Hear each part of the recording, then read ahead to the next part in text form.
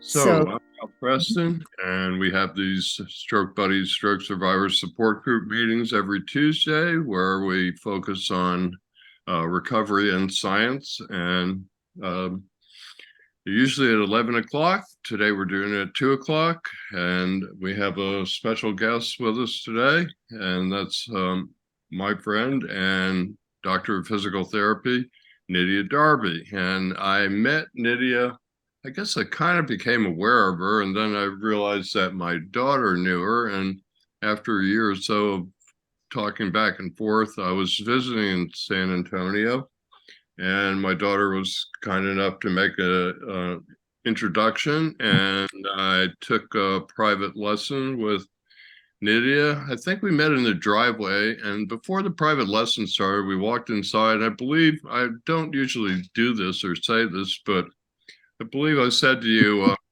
I like you, about 2 minutes after I met you, because it's true.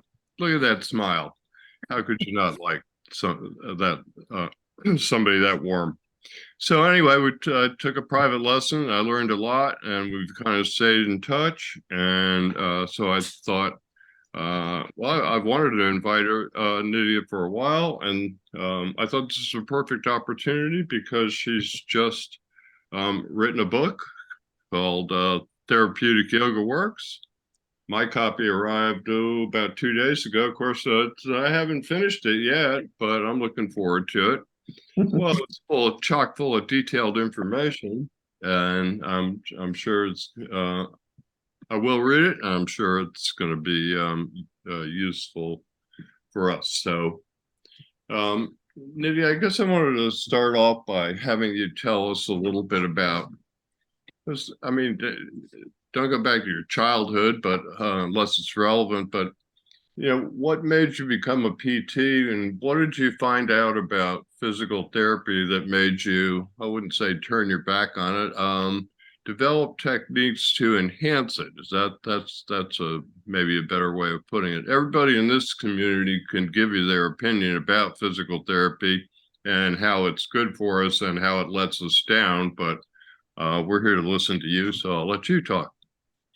Wow, Ralph, thank you so much. First, I want to thank you and your community, the Stroke Survivors Group, for letting me be here. It's such an honor and a pleasure to be here. I love to talk, and well, here we are. Physical therapy. Yes, from a young age, I wanted to help people improve their life and their well-being. I knew that from the get-go.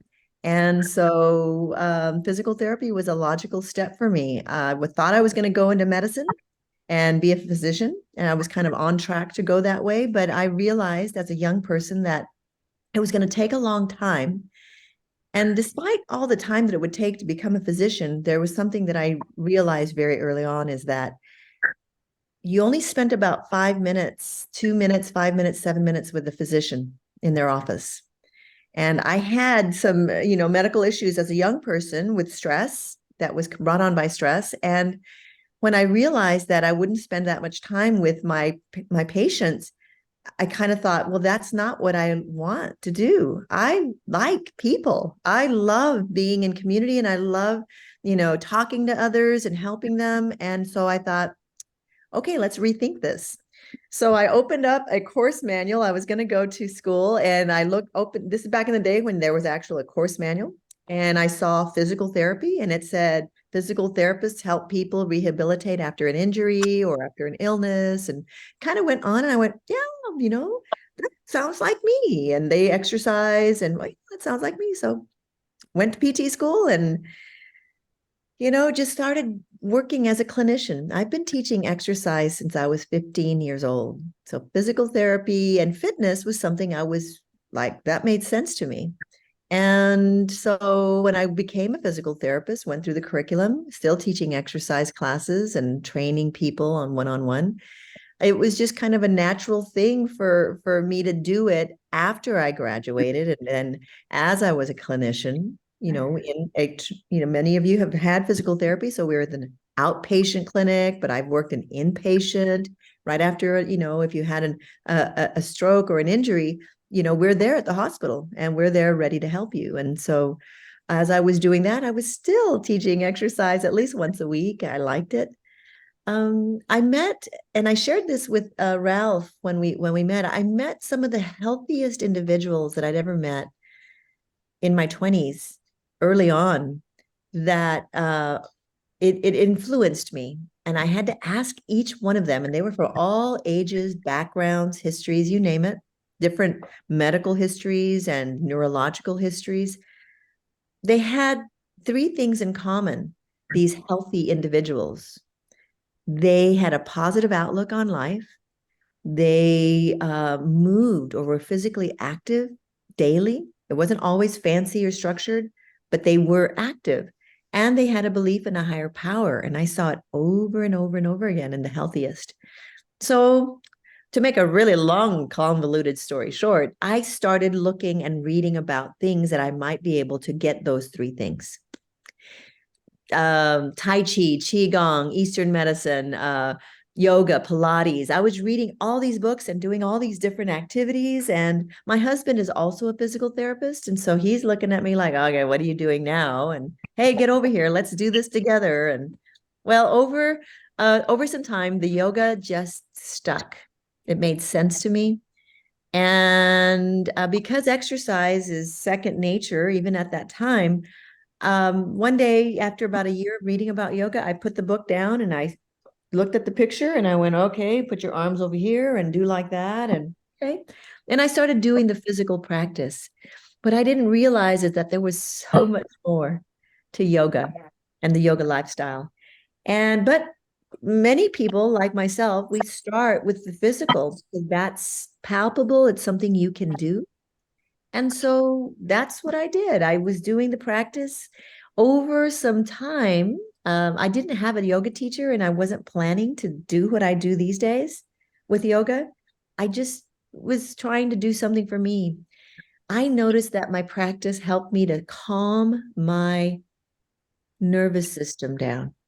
It helped me not only to mobilize my body and get it moving and blood circulating and stronger and more flexible if I needed that, but it really influenced my ability to calm this racing mind that was just all over. And I wasn't doing anything fancy. I was paying attention to my breath and I was moving with awareness, paying attention. But I noticed that it influenced me in a really good way. My clients, my physical therapy patients, and my fitness clients were asking me, show me this thing that you're doing. So I eventually, ended up finding a yoga teacher because I was interested in learning more about the lifestyle. And then eventually started teaching. Actually, I started teaching classes before I got my teacher. And even before I was certified, because my clients were asking me about that. And I told them, okay, I don't know what I'm doing. I don't have a piece of paper that tells you that I know what I'm doing, but I'm going to teach you because you asked me. And then eventually I found a teacher. And when I met my teacher, her name is Beryl Bender. And she is the author of a book called Power Yoga. And her book fell off of a bookshelf and I was reaching for another book and I opened it up and Power Yoga. And I had a little attitude, I'll have to be honest. What is this power yoga? But when I looked at her book, it had pictures, illustrations, really pictures of her in the postures and very good instructions. And I thought, this lady knows something. But she also wrote something in her book that made me go, this woman knows something important. You see, when I started doing the yoga on my own from the books, looking at the pictures, they were really hard. And even though I was fit and fairly flexible as a 20-something-year-old, I couldn't do them.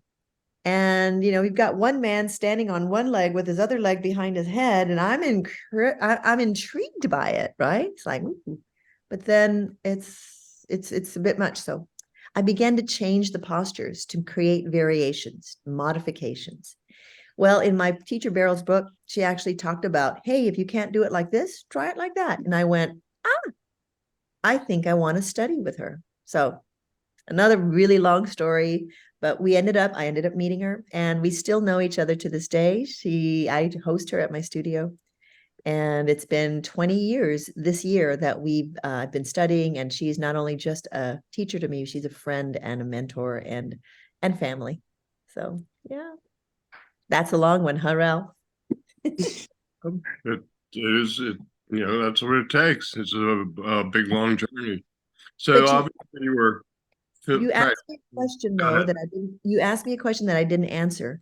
How I started going from physical therapy into the yoga, Yeah, and so I was just getting ready to say, obviously you were practicing physical therapy along the way. You saw yoga as an enhancement to it. Maybe you saw something that physical therapy was perhaps overlooking or not incorporating, and you kind of decided at some point to smush the two together. So I'll let you talk about it though. so my personal practice that I was doing just for me without trying to teach it to anybody began to influence me positively. And then what I noticed, it began to influence the way I was teaching and working with my patients and my clients.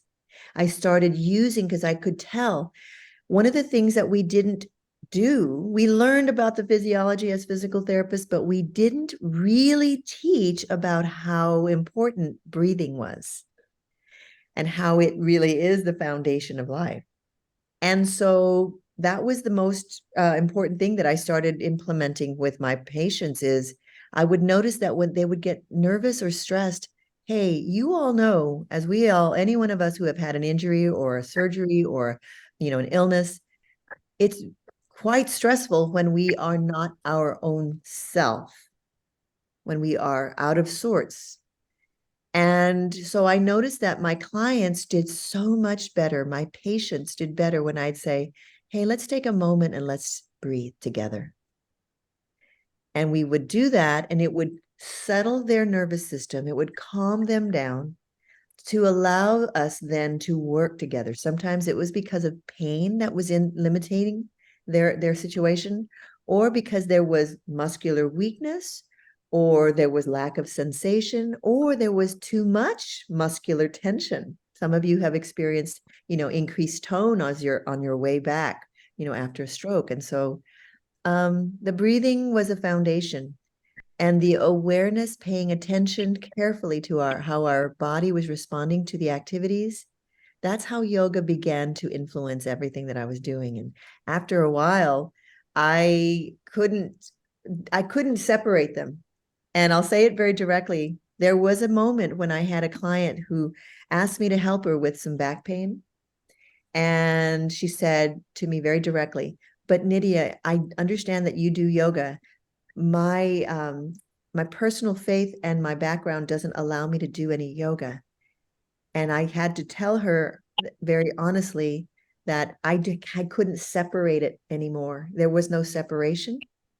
And unfortunately, I couldn't work with her. Not because I didn't want to, but because I believe very firmly that I will do no harm to an individual.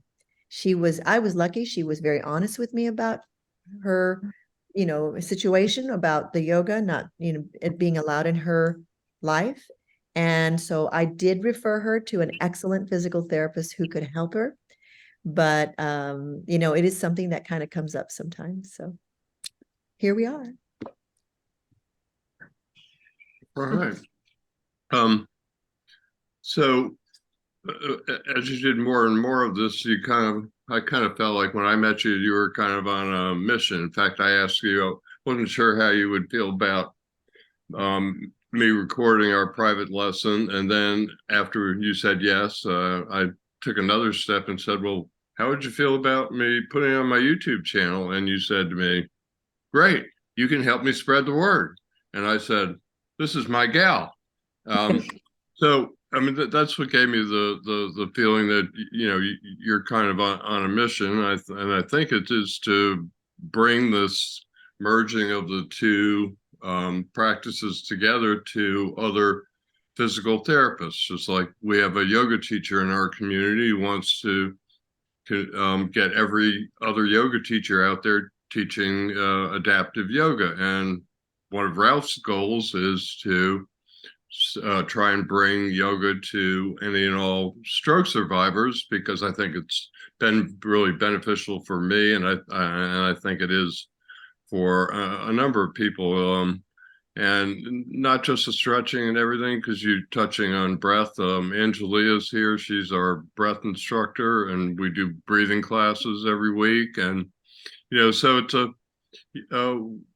I think we don't get mental therapy, and there's definitely a mind-body connection, and there is a certain wholeness or wellness that you have to have about yourself in order to embrace these other things and bring them into your recovery. So tell us a little bit about your mission, and if you want, you can get into your book, and you've got a soon to be launched website that's kind of interesting. So So thank you, Ralph.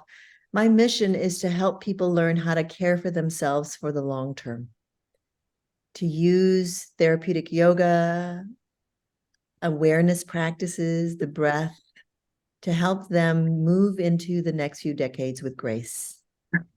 And part of that, is one of the aspects of that is making sure that everyone that I meet can get down onto the floor and get back up. It's harder than it looks. And if you don't do that on a regular basis, you lose the ability. And I don't recommend people, if you haven't, been on the floor ever or in a long time, to just go get down there by yourself. We want to do it with somebody, but that's one of the missions. And in my book and on that website, I actually talk about the importance of getting down on the floor. And then in chapter 11, I actually have all sorts of pictures about how to get down and illustrations. And because if one of us, any one of us at any stage ends up on the floor and we can't get up, that's a big problem.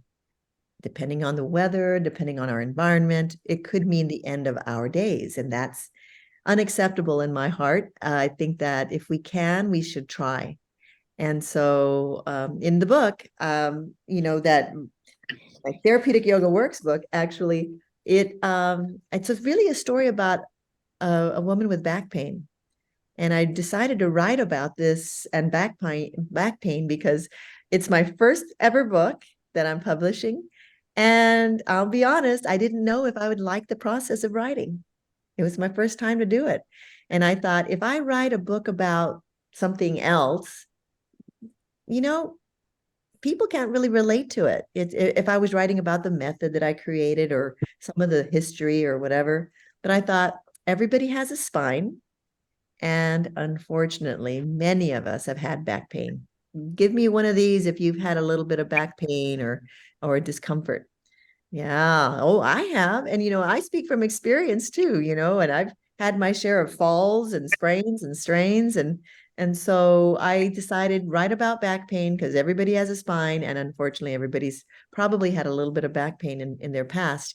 And the spine is one of those mysterious places that, it's like, ooh, what we don't understand kind of scares us a little bit. So I wanted to maybe get rid of some of the myths and kind of dispel some of the ideas that might be preventing us from helping ourselves.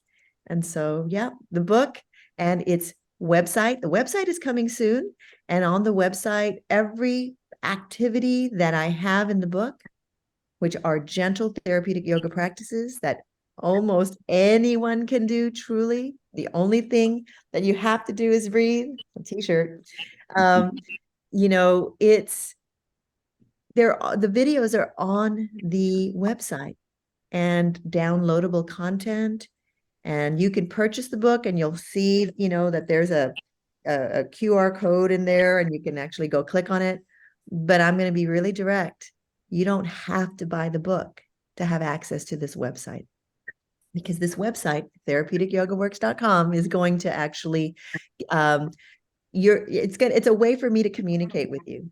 And so it'll say, hey, it's Nydia, and share your email with me, and let's get on my email list, and you get full access. If you want to read the book, then please do, because then it'll kind of make a little more sense. But you really can go to it without purchasing a thing. And that also is really important to me. And I want to share a little bit about how, if you're like, well, Nydia, your book is about the spine, but we're individuals who are survivors of stroke. Well, a moment ago, I said we all have a spine. And the spine is the central part. Oh, there she is. That's Francesca back there. You see that spine back there? And then that's, if you look in the camera there, there's Frank. Those are my models of the skeleton and spine.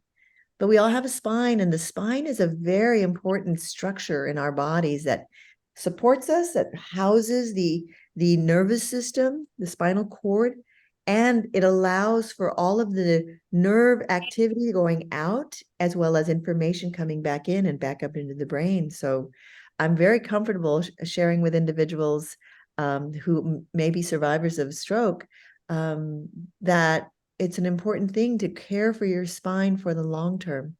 And so there's my thoughts. What do you think, Ralph?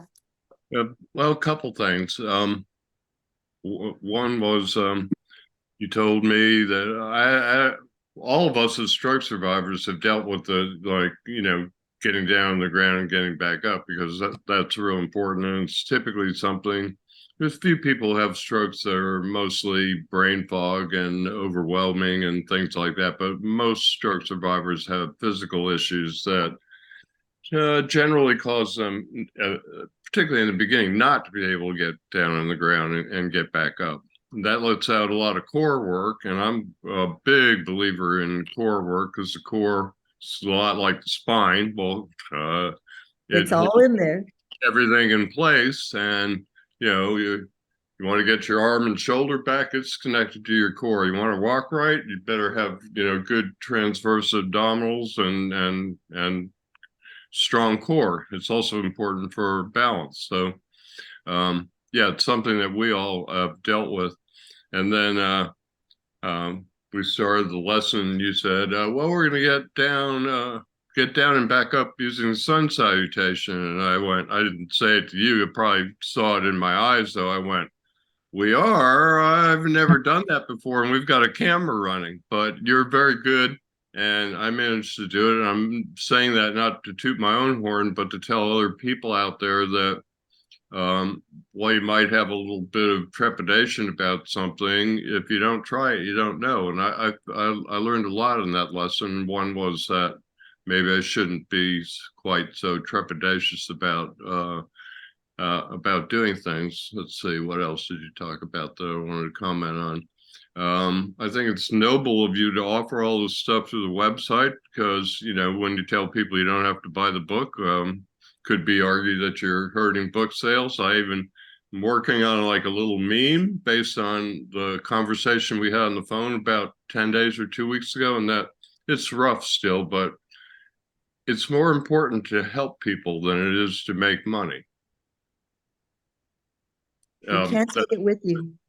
Kind of an operating principle for me. I'm lucky to be at a place in my life where I don't need to worry about money. So, yeah.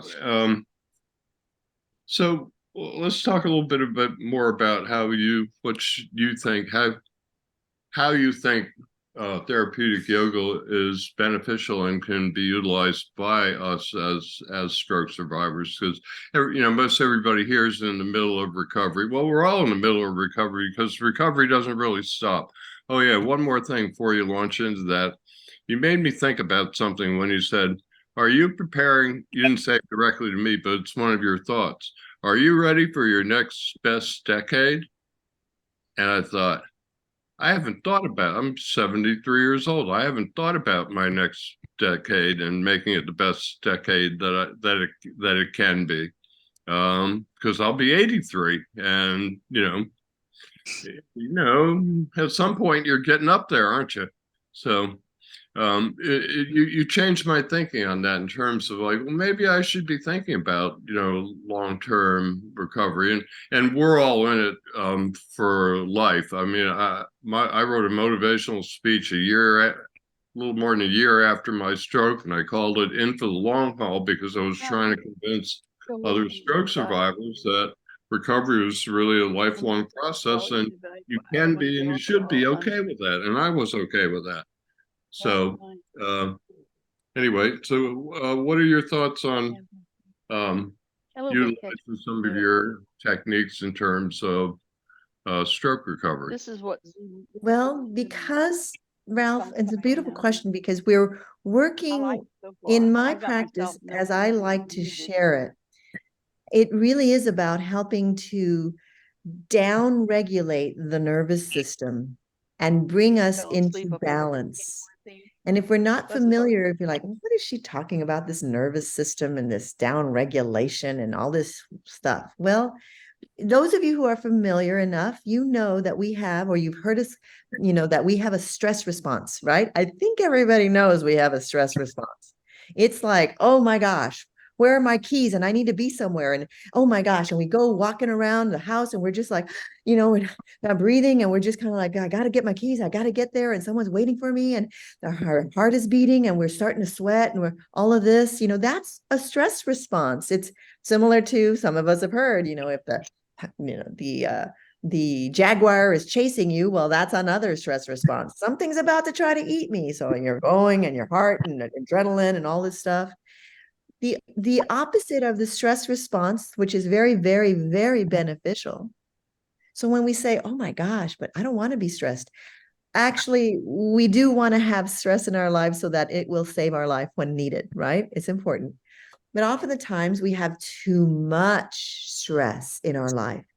And that can take away from the other part of our nervous system that's responsible.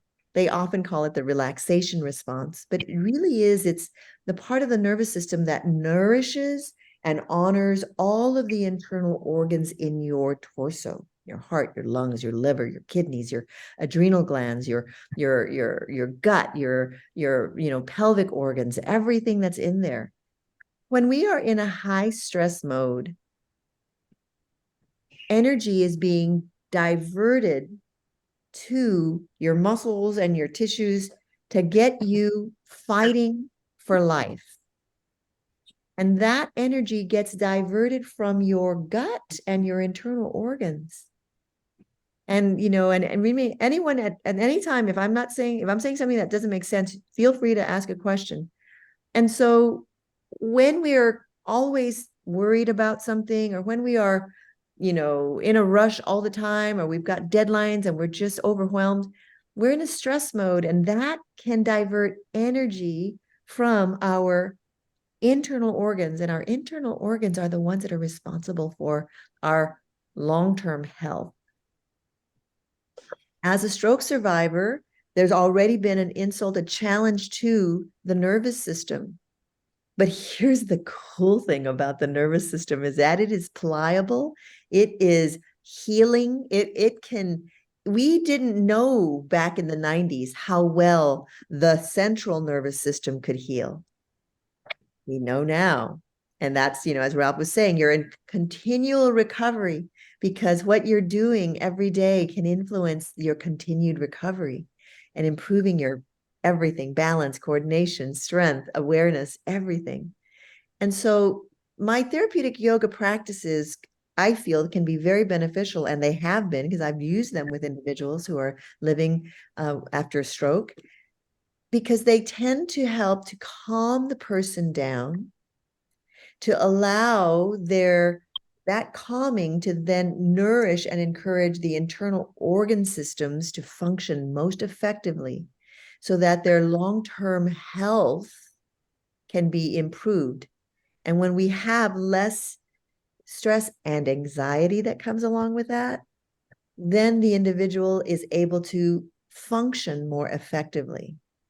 And that's, and I do that by teaching people how to breathe, how to focus their attention, how to work with a distractible mind, everything coming at you. And depending on the type of insult to the brain, some of us are having issues just trying to focus and be present.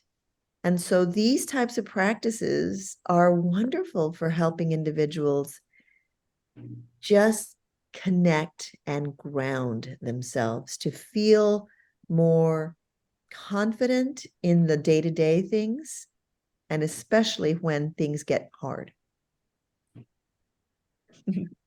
What do you think? Right. The other thing they rob energy from is the energy that it takes for you to put into your recovery. And when all your organs are working right, I think that's when you're in a position really to be healing. You're right. And And so when that ability to heal, we need to downregulate because healing is interfered with, it's interrupted when we're in the high stress mode. And so people say, oh, well, then I should just take a nap all day long. It's not about that. It's not about just not doing. It's about knowing your ability, working enough, knowing how hard to work. And so with therapeutic yoga, we use the breath to help us know how much to do. How, and Ralph, when you were with me, I said, okay, Ralph, we're going to use our breath to measure time. Nydia, how long should I hold this posture? And I'll say 5 breaths. And then I'll say, Ralph, we're going to use this. Now we're going to use the breath to help you to know how hard to work, which is a big question that many of my clients and my patients ask. How hard should I push? You said to push my arms into the mat. And I'll say, only press or make effort in your muscles or in your body as much as you can. Breathe smoothly and gently. So right now, for those of you who are here with me, I'd like you to close your mouth if possible and see if you can breathe just gently through your nose. In and out without having to be big or forceful, just breathe. Now, as you're breathing, if you think about it, and if we start to do an activity and we're breathing, now you can keep breathing with me if you like, but I want to share with you, when I'm asking someone to do an effort, an activity, or a stretch, then I'll say, only do as much as you can while your breathing is smooth and gentle and soft and rhythmic. And if you start pushing or making an effort with your arms and you start to notice, then we know your nervous system is saying, I'm working harder than necessary. It's not wrong to work hard. But depending on what we're doing, we're trying to convince, and this is my opinion in the way that I teach the therapeutic yoga, we're trying to convince our nervous system that what we're doing is a good idea. Think about it. If you're like, when we hold our breath for a micro millisecond, there's a little tiny dip in oxygen saturation in our blood. And the nervous system is listening, especially I would think if someone who has already had a stroke, that's an insult where there was a cutting off of blood for a little while. Your nervous system is saying, we are not going there again. And what happens is your body gets tense and it starts to want to fight for oxygen. So when we're doing our practice and we listen to our breathing and we keep it soft, smooth, and rhythmic, then theoretically, as well as the breath then delivers oxygen into our system. The nervous system notices that we're getting nice levels of oxygen. And then even though you might be doing something that's physically challenging, muscles are getting tired, the brain goes, I can feel that I'm getting tired right now, but I'm getting all this oxygen. This is awesome. Okay, I think I'll let my body keep going. This is good. This is good. So we're just trying to convince the body that movement and activity are good. And we're being gentle too. I know, and then I came up in the era of no pain, no gain, and feel the burn and all this. And it's a great place to do hard work. But I will say that it's even a better, greater place if you can train yourself to work gradually to more intensity while you keep your nervous system happy with calm, smooth, rhythmic breath. There, I said it. Okay, two times. I'll come back to my next question and jump to the one about breathing, which I noticed that when we were together that you were kind of, I don't know if it was how conscious it was, But you're aware of my breath at basically all times. And you number of times said, push down for 5 breaths, or you cued me into things that I should do, which were very helpful because, when you first start practicing yoga, it's really hard to concentrate on the moves and maintain the breath, even maintain, not alone maintain the breath, but even maintain the awareness. You go, what are they doing now? And now you're like focusing completely on the moves, and the breath is gone out the window. So you talked a little bit about the importance of breathing. You told me at the end of that of our lesson that you're truly a yogi when you can go through the practice, go through the moves, and maintain the breath. And I thought to myself, yeah, when will that ever happen? I talked to my daughter about it this morning, and she said, well, you really have to practice three or 4 times a week or every day before that kind of thing's going to happen. So, well, I'm trying to get everybody to embrace yoga. I don't want to say to people that, okay, you need to jump in 7 days a week because that's not the way things work. Yeah, you have to move into something more slowly, find out it's beneficial to you, and then up the ante. Any tips or tricks as to how to? I mean, you've got these 2 things in my mind, anyways. 2 things going on. Like, okay, how am I moving? Because I'm still a lot of times I take classes, or with you, the private lesson, you were telling me how to move. And so that's a challenge. And then you got to over here hold this whole thing about, okay, I have to, need to maintain the breath and not forget about it. Any tips or tricks you've run into working with people? Well, you really hit the nail on the head there. Practice. Figuring out how and when to practice and making it real for you. Over the decades that I've been working with individuals in fitness training and therapeutic yoga and physical therapy, it's really wonderful to say, well, if you do an hour and a half of exercise or yoga or something, then it's going to make you just fabulous and you're going to get strong and on balance and everything. And some people will then say, well, if I do an hour and a half, then that's going to be what I need to do. And they do it for about a week or 2. And then all of a sudden something gets in their way and they have a commitment. And now it's like, oh, I don't have an hour and a half. So then they go, well, I guess I'm not going to do my practice because I need an hour and a half for this to work. In my world, I'm going to ask everyone to look into their life, into their schedule. I'm going to ask each of you who are here with us today, and anyone who might be watching later after the recording, to look into your life and see, do I have 5 minutes? Because we start with a small little bite. Do I have 5 minutes that I can stop and maybe put on a video? Because Ralph's sharing with us, I have a couple of YouTube pages as well as the therapeuticyogaworks.com. I've got content all over the place. Do I have 5 minutes where I could just stop and maybe even just to listen to that video and watch and go, oh, look at that. Well, that's interesting. Okay. And then what in those videos, I'm giving lots of instruction. And you might then just decide, I'm going to watch and I'm going to breathe with what she's saying. Inhale, exhale, and just trying to find a little time to make it real. I consider the practices that I do personally, because I don't just teach these practices, they are part of my personal practice. Every morning, I'm committed. And I haven't always been able to do it every morning, but since I started writing my book again, I tell you, I had to do something for me very regularly. And so I got back on my 5 o'clock in the morning practice so that I could write after that. And I wanted to do that. And so if you can find 5 minutes before lunch, 5 minutes before bed, and start to do either breathing or a gentle stretch.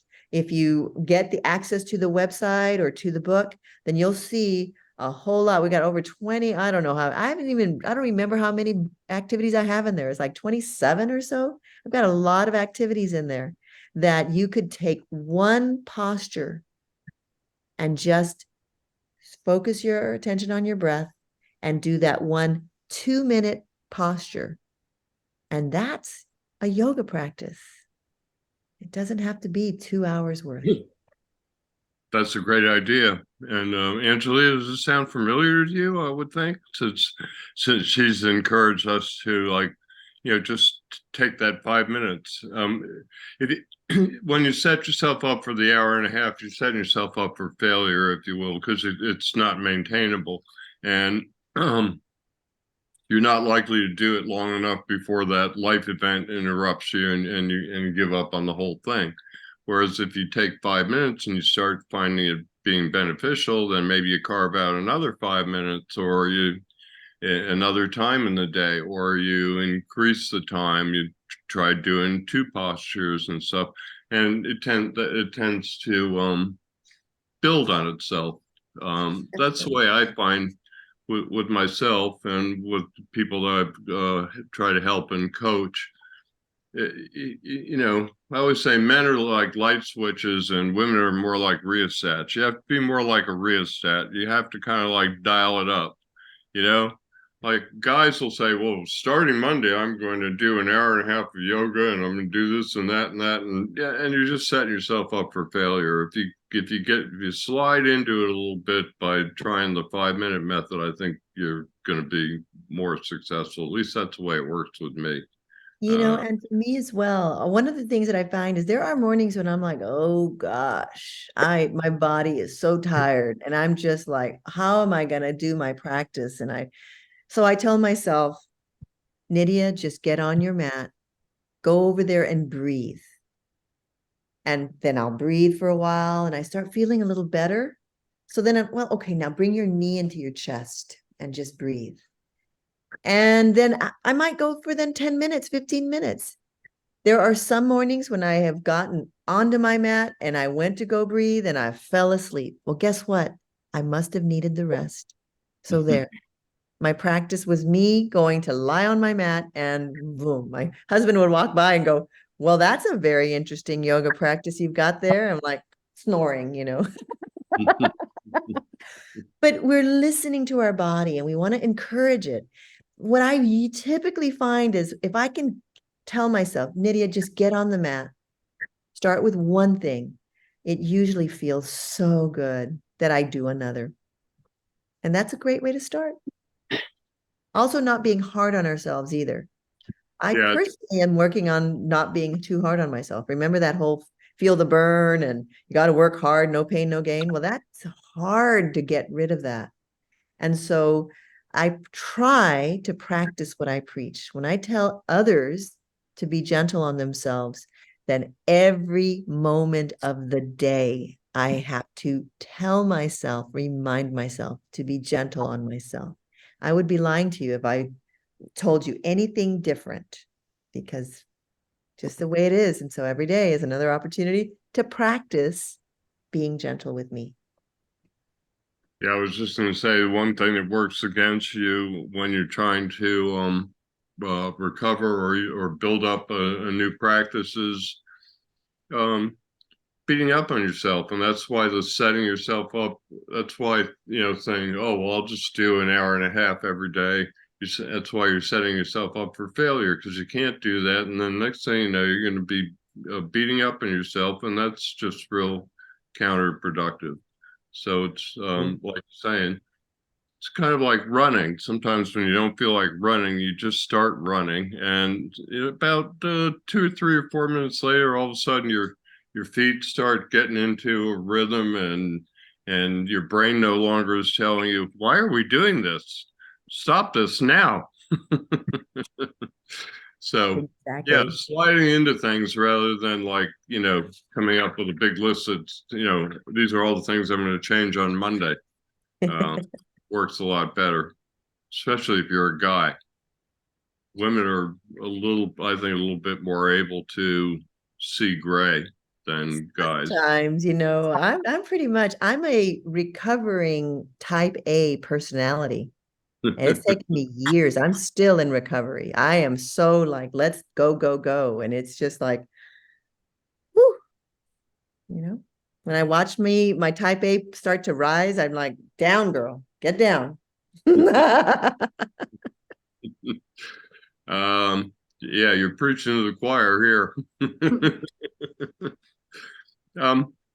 So the one I skipped was I've over the years in my own recovery and then working with other people and then getting into things like yoga and Right. it seems to me that I've become aware that more and more that alignment and posture are really important to stroke recovery. Can I put my finger on it exactly? No, but and is there such a thing as perfect alignment or perfect symmetry? No, we're not symmetrical before our strokes. We're close, and I think you're trying to get back to some level of symmetry and such. But could you talk a little bit about um, alignment and posture, and why do you think they're important, and how can therapeutic yoga help? Excellent.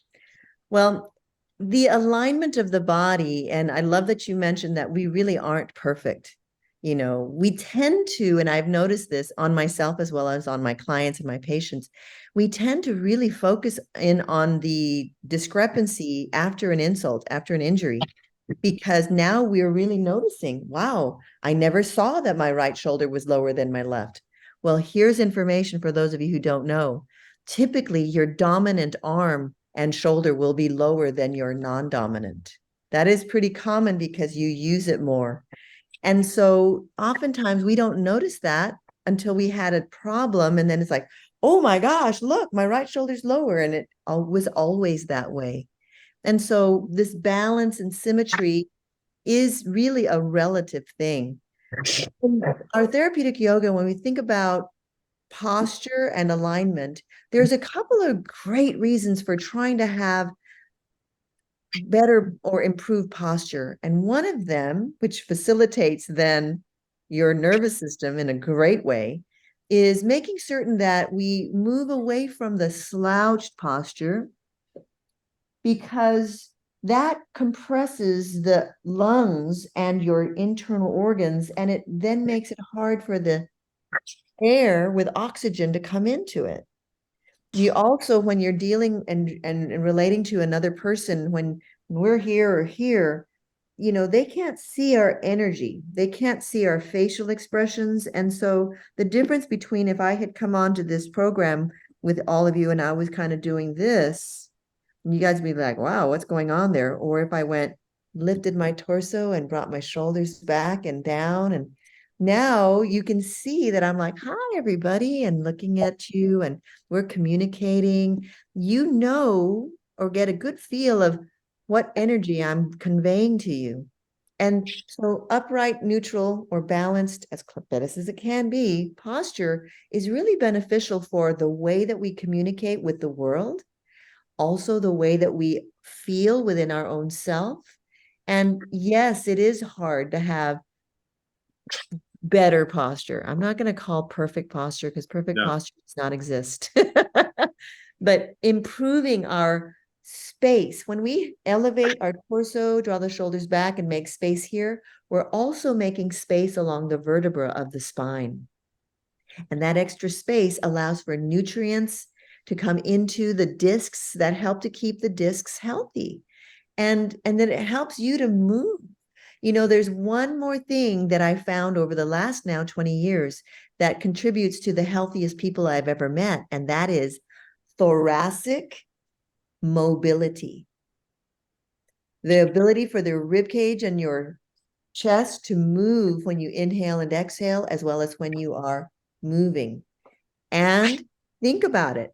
All those organs that are inside, they're used to being massaged by your breathing and by your motion. Little twist here, breathe, little twist there, little side stretch here. And so Thoracic mobility is the other thing that I found in the healthiest people. And I found the least healthy people when they didn't have those four things. Interesting. So, coming back to why I would say do some therapeutic yoga, it helps us with all of those things. Gets us going, gets us moving, and helps us kind of function a little bit better. Did I go off topic? Remind me. No, yeah, that was great. Well, one thing I found is, and the reason I think alignment's important is, after a stroke, you got a lot of things out of line, particularly like in your leg and hip, and one thing being out of line makes it more difficult. Yeah, I agree. There's no such thing as perfect alignment, but what you're trying to get back to is some kind of reasonable facsimile of what you did before you had the insult. And balance you in have the like joint. hip issues, it's going to manifest itself down your leg, in your thigh, and your knee, and your ankles, and in your heel toe pronation, your push through, everything. So I found that, if you can't just you can't isolate parts. You can't say, well, I'm going to work on drop foot by doing roll offs exclusively. Yeah, the whole heel strike, push through everything. That's what motivates. That's what pushes you forward to the next step, and lifting that other leg off as you have that, as you're rocking on that toe.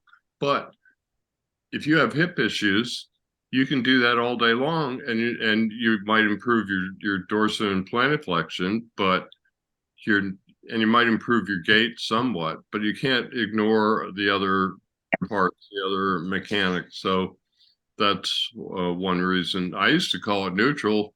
I used to practice just standing in neutral. And then I started taking yoga, and I went, oh, if I flip my hands out, it's mountain pose. Same thing. Yeah. What you're relating to is what I see in my work is we're working on helping individuals balance the joints, because when there's flaccidity or weakness because of the insult at the brain, and one side of the joint has muscles that are weak, the other start to take over, and then that imbalance, example, imagine this is a joint like the femur into the pelvis.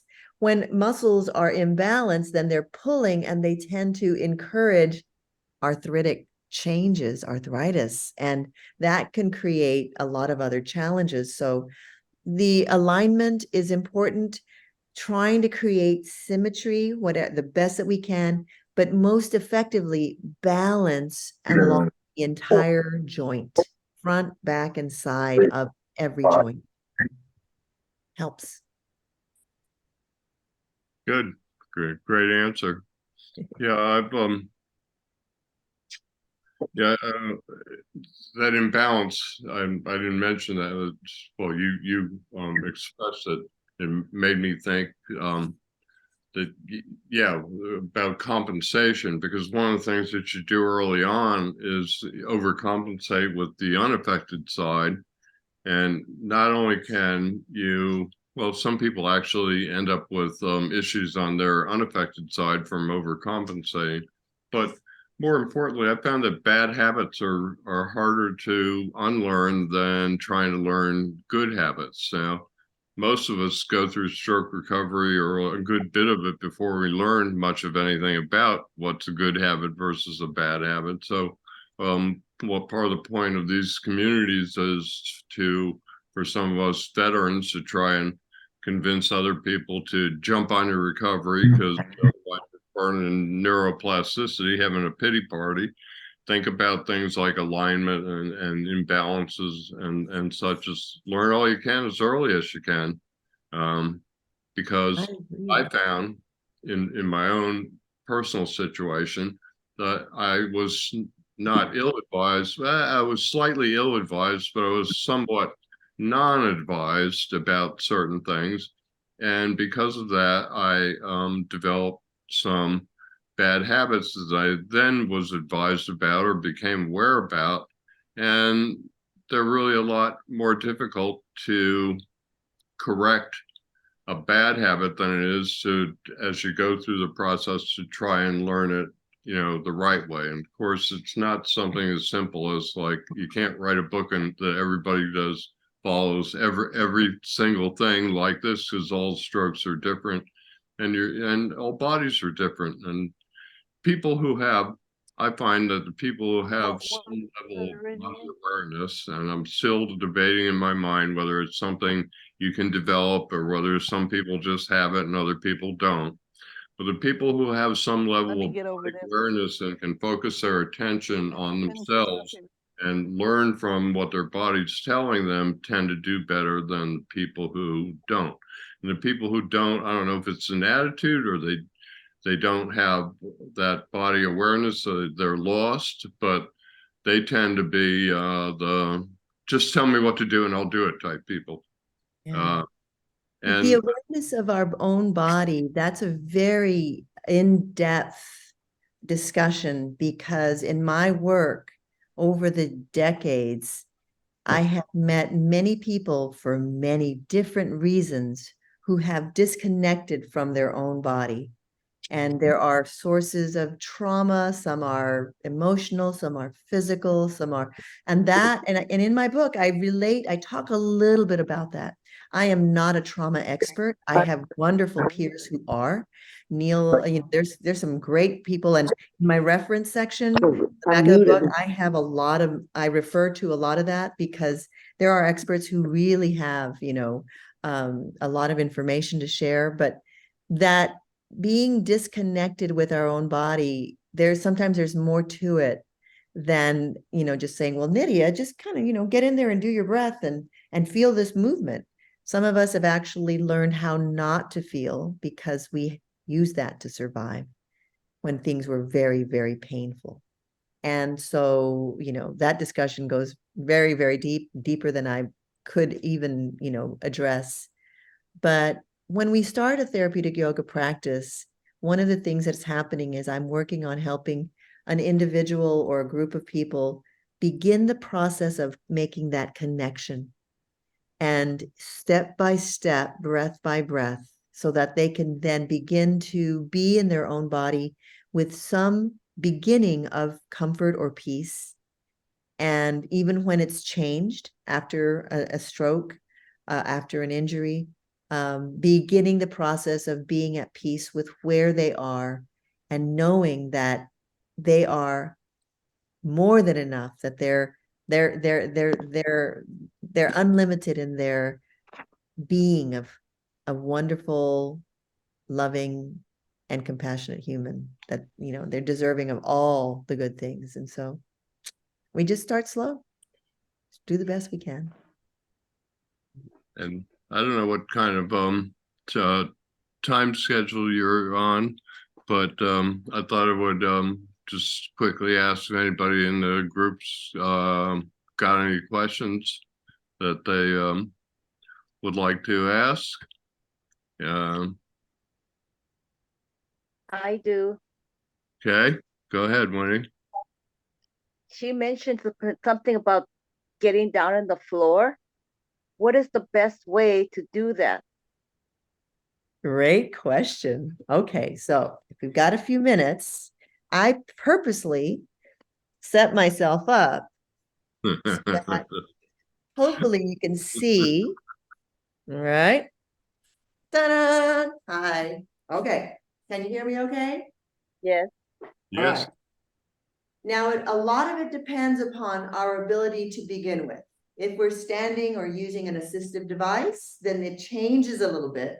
But I'm going to assume that a person is not using an assistive device, but they can use something for support. So I'm going to have a chair, or you could consider maybe it was a couch or a very heavy piece of something. One of the ways that we can begin to think about getting close to the floor is by beginning with a bend and a squat, breathing, and maybe then noticing, does that feel okay to me?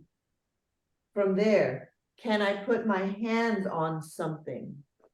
And I would only recommend, if you've not been on the floor in a long time, that you do this with support or with someone's being there with you.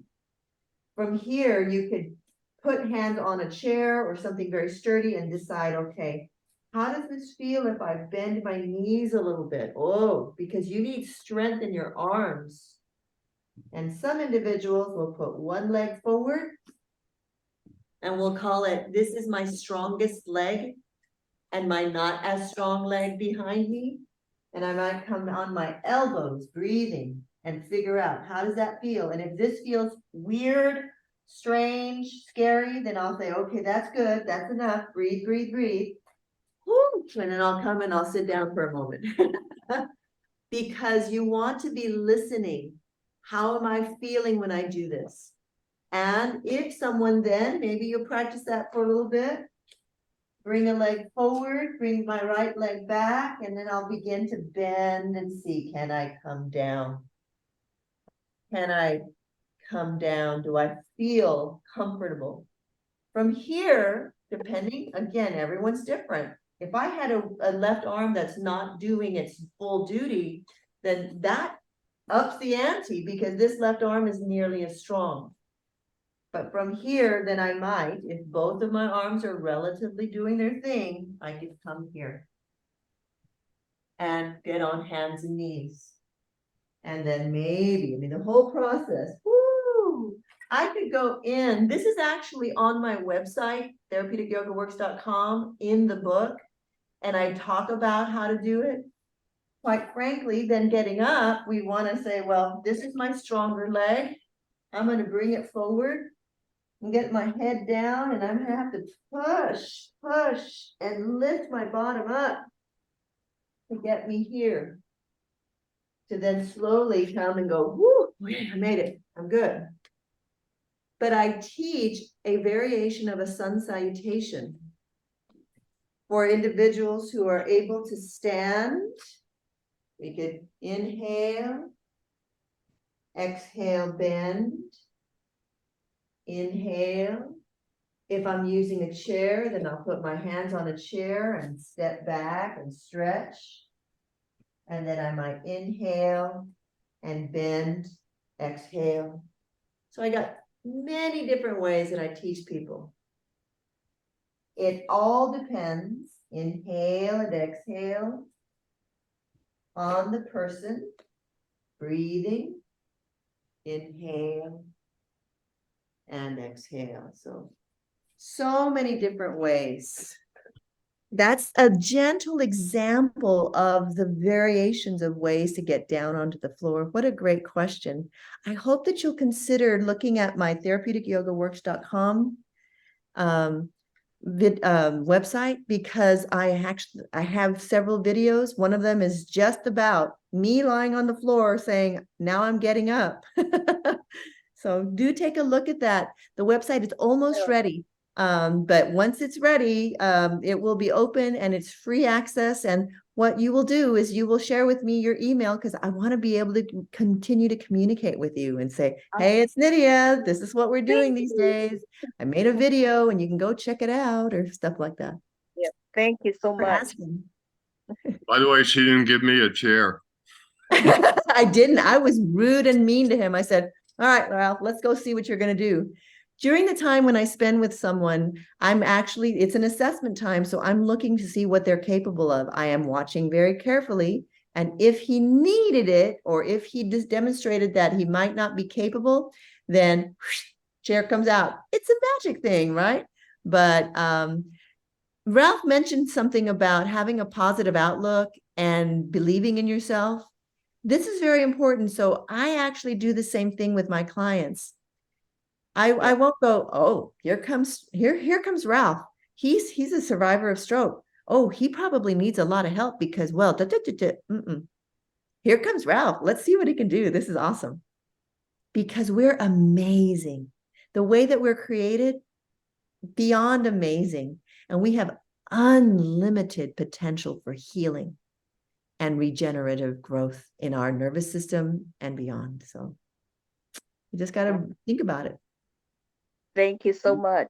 You're welcome. You're very observant with me, and you figured out pretty much right away that the best way to handle me was to keep me challenged, and you did. And I did 2 or 3 things in that hour and a half that I'd never done before. And of course, there's a video camera, and I already got permission to put it on my YouTube channel. I'm thinking, come on, Ralph, don't screw this up. Don't fall. Don't edit. Because you can always edit, but what I ended up putting up was an hour and a half of straight video, no edits, no nothing. And I think that makes it a lot more real for people.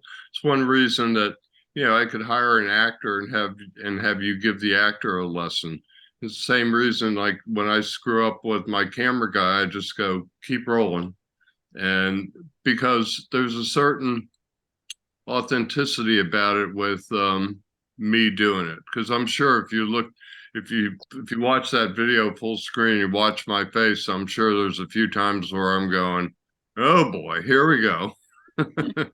But that makes it real for somebody else. And part of the point of these communities is I always tell people that no matter where you are, there are people ahead of you, and don't worry about them.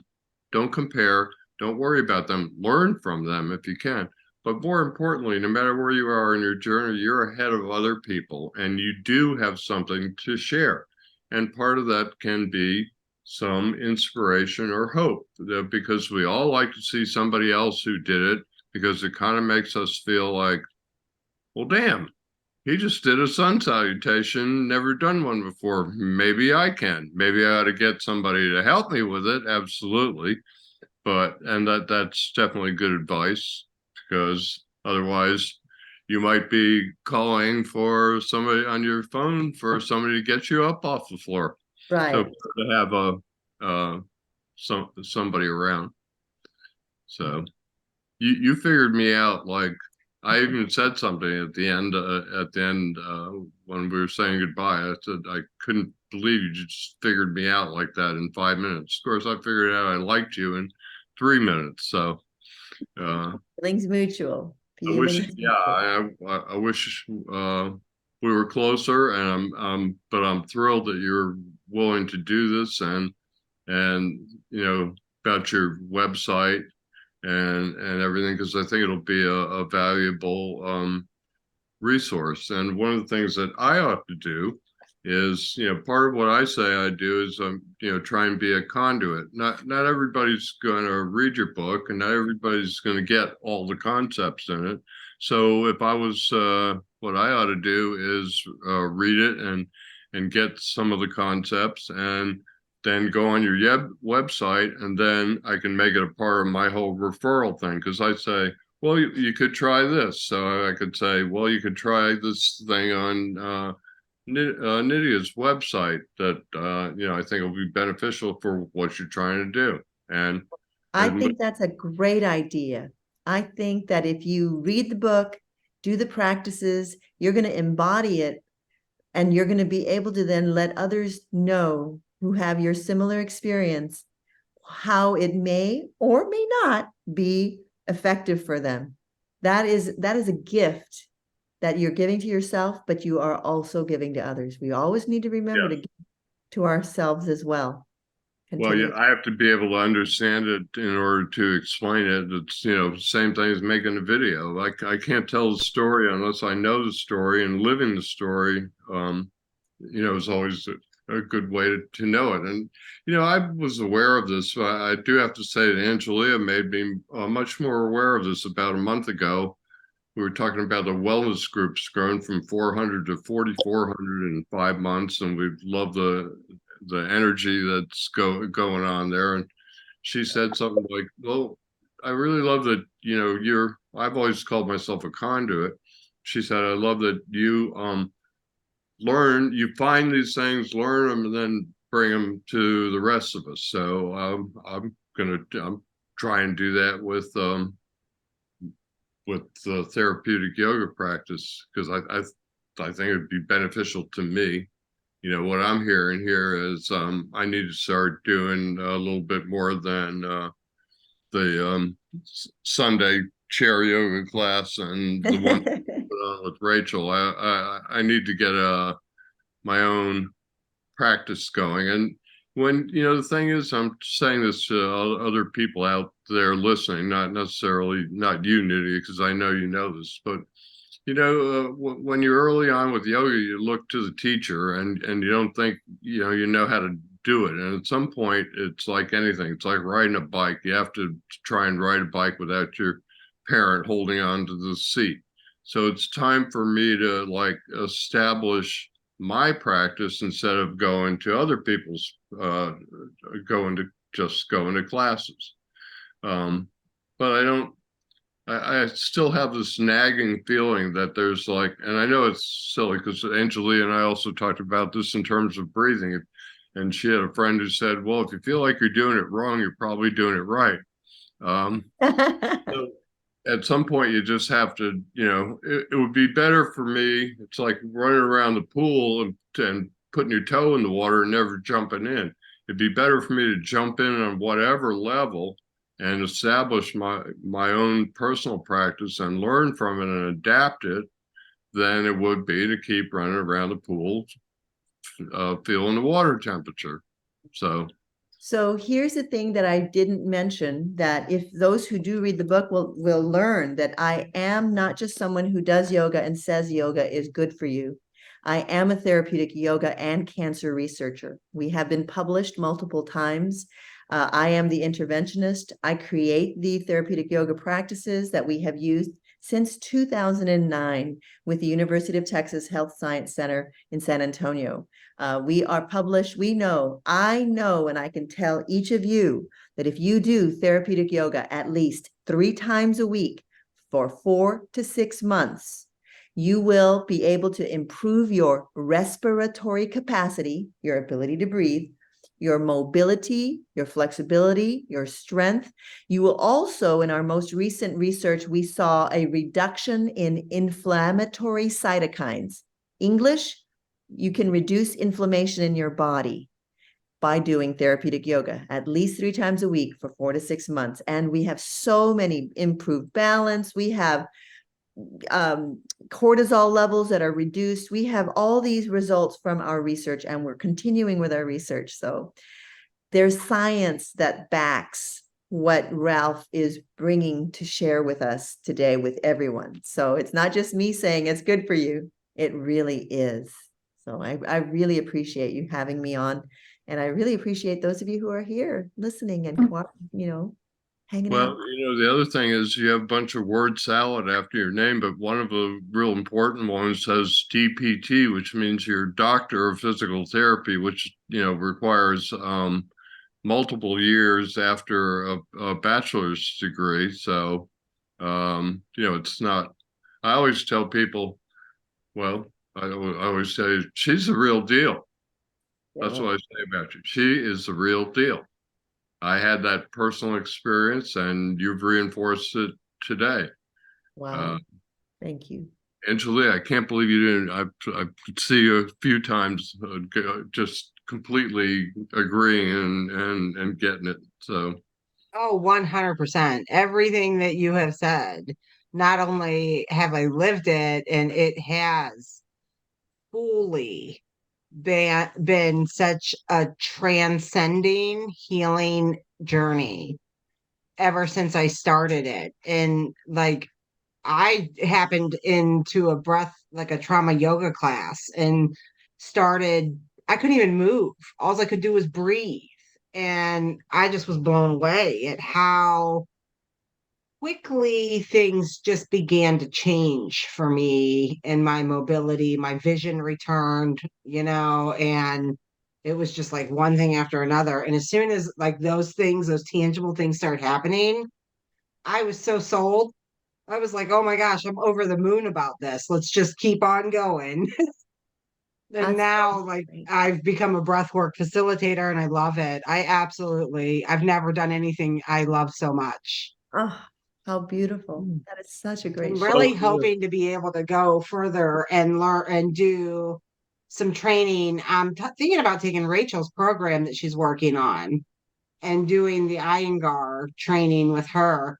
I just am so in love and embraced into this whole idea around and the results of healing that have showed up in my life. Going from not being able to see and no mobility to now I'm back in the game with things I'm still working on. I mean, I'm on a healing journey, this is part of the game now. So, but this is your talk was just wonderful, and it reinforces everything that we're trying to make this group about, and I really appreciate you taking the time and coming on here. This was fabulous. Thank you. Thank you so much. And really, it's all Ralph's doing. I love to come on, and when I can connect with the community, that is part of my dharma, part of the reason that I'm on the planet is to support others. And so I'm very grateful to Ralph and to you all who are present and in this group. You guys are important, and I appreciate it because you're helping others also through your own example know that there is much to be gained as you move forward with your recovery and your continuing recovery. So yay. Well, isn't it great to be an empathetic person? Angela is, you certainly are, Nydia, I am. It's great that we have empathetic people in the world and that we try and help each other.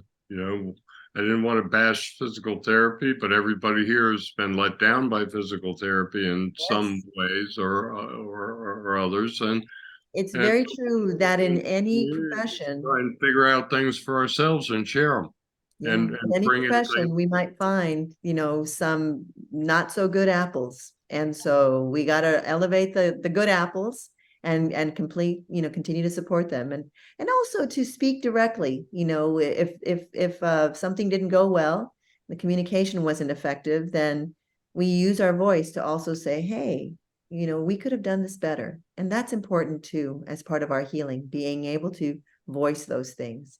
But you're right, Ralph, we're not always in the best of hands, but we are consumers when able, and we can make a decision if able to say, you know what, I think I'm going to go to another physical therapist and do teach people that when their physical therapist is teaching them something, that they should not say anything much and focus their attention on learning it.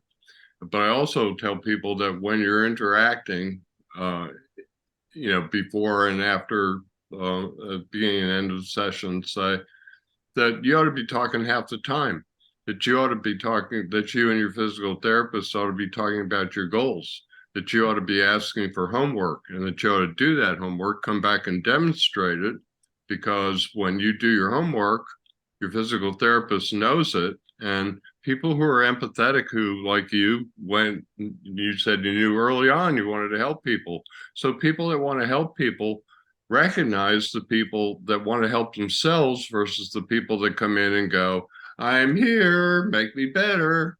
exactly. You have a much better relationship if you ask for homework. The other thing about asking for homework is, I don't care.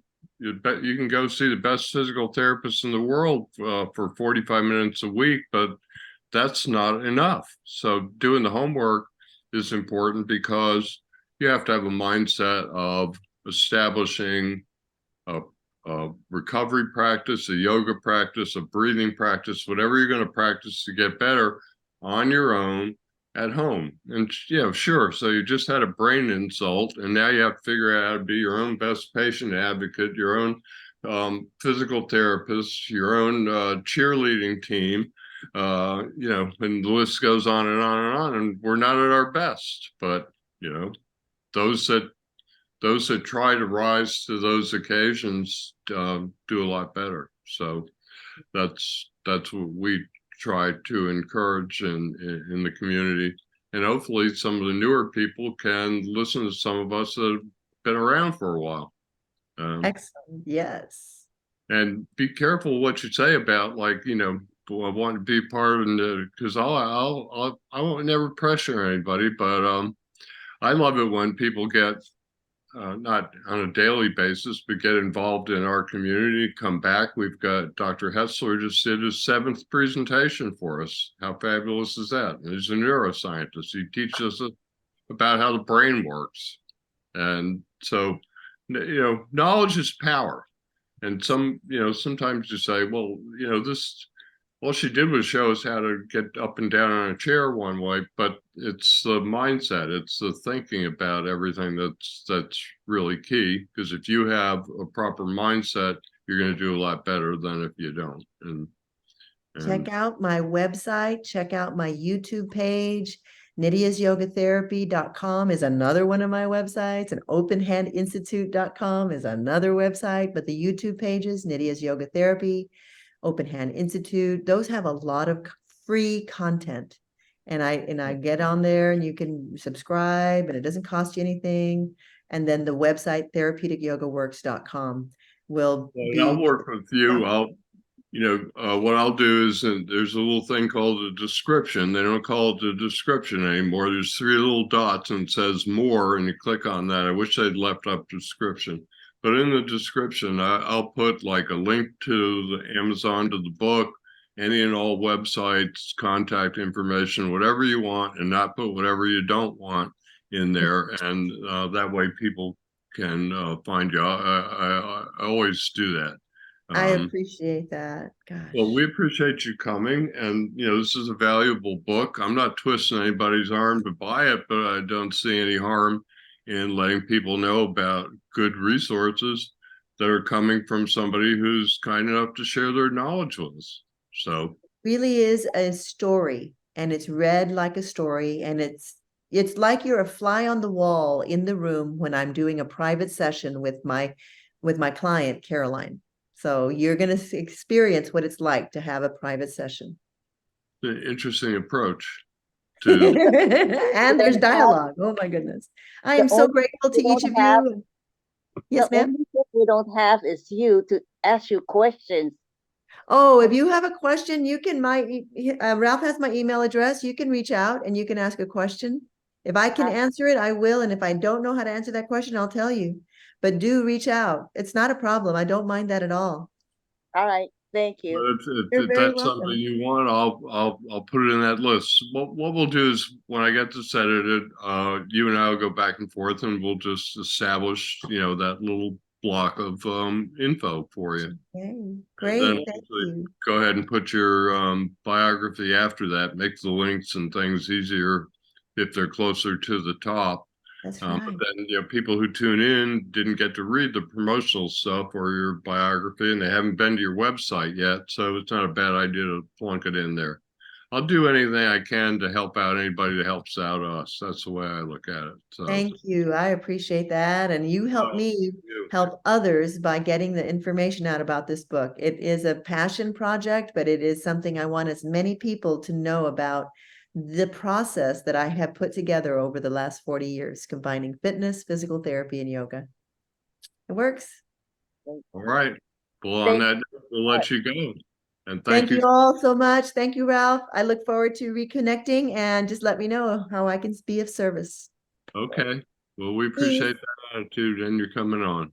So you're welcome. Bye. Bye. Do all you can with what you have, in the time you have, in the place you are. Do all you can. Do all you can.